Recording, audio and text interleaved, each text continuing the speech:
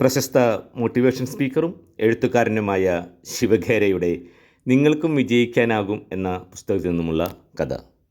കുട്ടിക്കാലത്ത് തന്നെ സ്കോട്ട്ലാൻഡിൽ നിന്നും അമേരിക്കയിലെത്തി ചില്ലറ ജോലികൾ ചെയ്ത് ഉപജീവനം നടത്തി വന്ന ആൻഡ്രൂ കാർണെ പിൽക്കാലത്ത് അമേരിക്ക കണ്ട ഏറ്റവും വലിയ ഉരുക്ക് വ്യവസായ ശൃംഖലയുടെ ഉടമസ്ഥനായിത്തീർന്നു.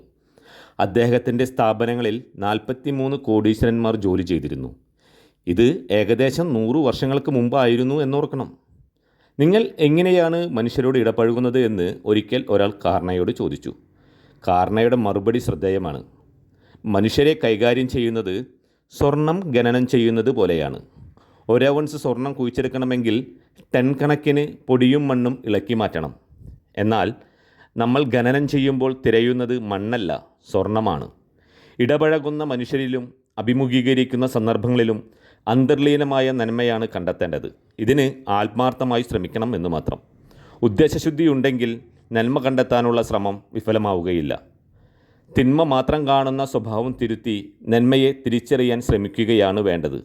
ഇതിന് നിഷേധാത്മക ചിന്തയും വിമർശന സ്വഭാവവും മാറ്റി നല്ല കാര്യങ്ങളിൽ ശ്രദ്ധ കേന്ദ്രീകരിക്കുകയാണ് വേണ്ടത്.